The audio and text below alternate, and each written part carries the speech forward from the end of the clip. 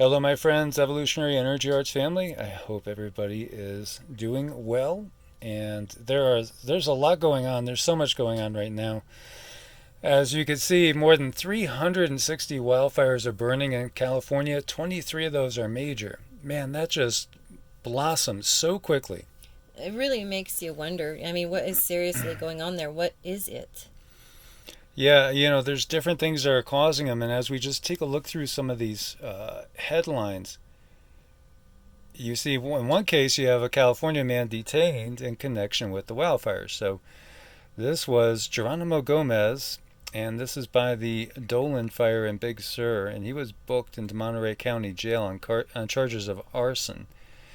You got to wonder, we've talked about the potential for sleeper cells in the country. We've talked about questionable things that were curious, like that train derailment in Arizona, right on a bridge. The type of things that would disrupt, disruptive, period. Most definitely things that are around power plants. We had that strange incident twice with drones flying over the largest nuclear power plant in the country over in Arizona, over in Phoenix. A lot of interesting things going on right now. And so with these wildfires, which, this is going to make yet another year of just record-setting wildfires. We see the helicopter pilot died in a crash while fighting a blaze in Central California, which actually ended up causing another blaze.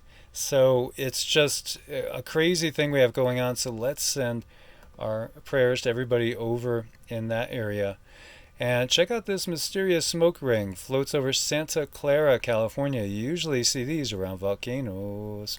And this really feels alien to me. I've seen these things before, and the vibe that I get off of them, it's just kind of nasty. Okay. I was just wondering if it was something related to volcanic activity that's not being talked about, things that, say, Dutch Sense has alluded to. We have these wildfires popping up. Some of them may very well be due to ground heating, perhaps, possibility with volcanic volcanoes going off and going to be going off. And we've been watching the swarming uh, out west, and just looking at it, you could see it's swarming out west still. It's swarming in all the usual places, but it seems like they're all kind of swarming right now at one time. I was just going through these. You got a good swarm going here in Idaho to the northeast of Boise. I think there's around 26 of them there. We have a swarm at the geysers going on. We still have the swarm up around Tonopah, west of Tonopah, heading towards Mono Lake, and also Mammoth Lake. And then we have a swarm going on down around the Ridgecrest area as usual. Still ongoing. And of course we have a 6.8 and a 6.9 over in Indonesia. We still, after that relatively large quake for the Carolinas, we're still getting quake activity over there. Okay, they're calling it a -2. Okay. Yeah, thank you, USBS. And then up here we see over by the St. Lawrence River area, 2.3. Lots of things going on.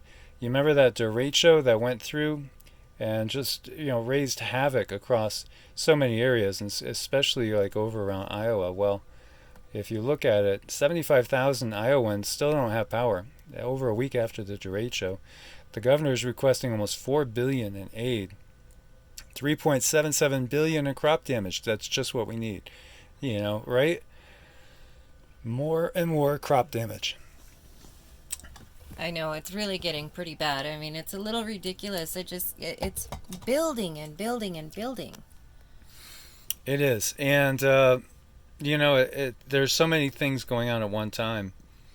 Wait till you see this picture here. Two dust storms basically collided over the Phoenix area right by I-10, actually closed I-10. That is truly apocalyptic, is it not? It's actually stunning. Hello, Phoenix. Wow. Good air quality, I'm sure. And you could talk about air quality with the with the wildfires too. You really could, and that's a good time to get your mask out when there's a dust storm for sure. And so over here we see, and I'm getting a frog in my throat. This is over in China. Sichuan activates the highest level of flood control response for the first time on record in China. And this is also very concerning with the whole dam situation. We've been watching Three Gorges Dam, and will it hold? I really hope it does. I mean, it just feels so dangerous and scary, and my heart so goes out to these people. I can't imagine being in their position. I really couldn't. And of course, with the U.S. likely to be at war with China at some point, it looks like it in the future. We always wish for the, just the average person out there the best, because people are being used as pawns and being viewed as pawns in this game of the elite. And also, it is truly going to be a scramble for resources. And that scramble is definitely underway. And we've been watching the signs, we've been watching the alliances. Everything is building. Building towards September. What will September bring? September is the month that's been named for so many things, from potential asteroid impacts to perhaps the outbreak of the war. And that's really concerning. So, it's been pretty hot in many places. The West is super hot, and we're back in 100-degree weather. And we have the UK has been pretty hot, and we have Storm Ellen. So this is coming, and it's going to hit Ireland and the UK with disruptive winds and heavy rain. And what I think we're going to see is just more, really violent changes in the weather. It's going to be that old thing where you say, whatever happened to fall and spring as we go from, record-breaking heat to record-breaking cold?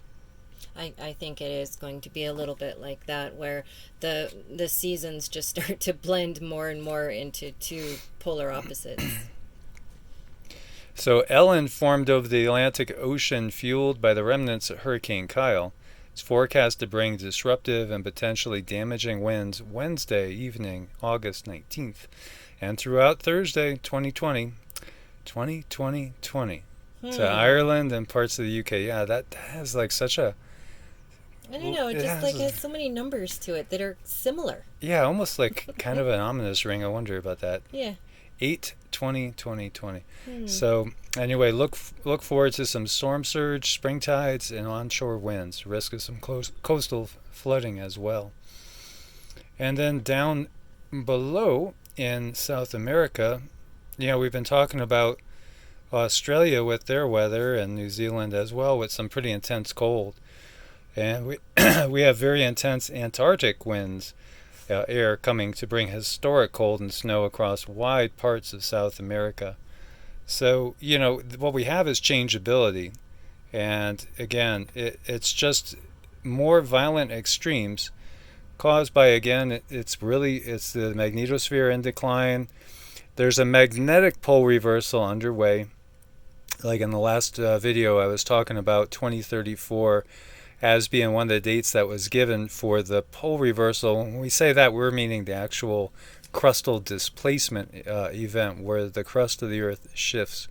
And that's when you really get the damage. You get, obviously, tremendous tidal surge, tidal waves, and destructive winds as well. And of course, that's something that science doesn't necessarily believe happens. But there's evidence for it. We've talked about that before, like the woolly mammoths frozen with food still in their belly, perfectly preserved. I know, and it froze so fast that it was just barely just in the tummy. It's crazy. So it was a stressful day for us today, guys. So we were traveling, and there's been this feeling of dark energies watching us and trying to get to us recently. And so while we were traveling, it was strange that we had the emergency brake on the camper triggered, and the brake started to basically go on fire, so we had to pull over real quick. And not sure how that happened. It's just one of those things. But thankfully we're safe, though it was definitely scary, because we basically got stuck on an on-ramp and had to kind of manually press in the brake release while backing up.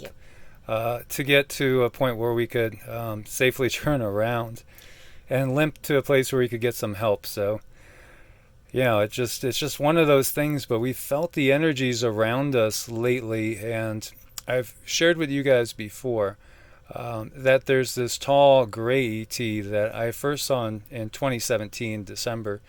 I actually felt like something energetically was going into my lower dantian, which is where your Jing is stored. That's your life force energy that takes care of the physical body. It's primarily a physical body life force energy. There's three dantians, three different reservoirs of the life force, where the middle dantian is basically more of an emotional energy center, and the upper dantian is more of a spiritual energy center.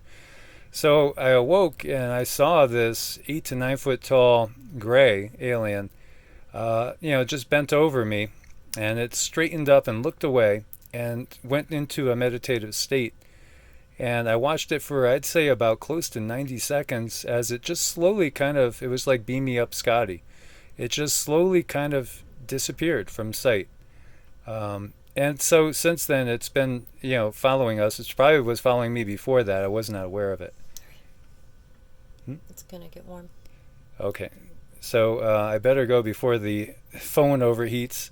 But anyway, we've sensed that energy and also Draco energy keeping an eye on us. As well as a very, very interesting creature, which we'll talk more about in upcoming videos, that Cindy and I both saw at the exact same time. Well, I'll just kind of tell you, it looked kind of like a cross between an elf and a monkey. But it was very, very intelligent and has a lot more technical ability than we do. It's basically able to, what would you say, like jump dimensions, dimension jumper. It can jump dimensions. I saw it in what I call a jump room, and I don't know where that comes from. Yeah, so very interesting. We'll see if we have an encounter with that again. As always, guys, thank you for your support on Ko-Fi and Patreon. If you need to make a appointment with us, reach out to us at eearts@protonmail or evolutionaryenergyarts@gmail.com. God bless and namaste. Namaste.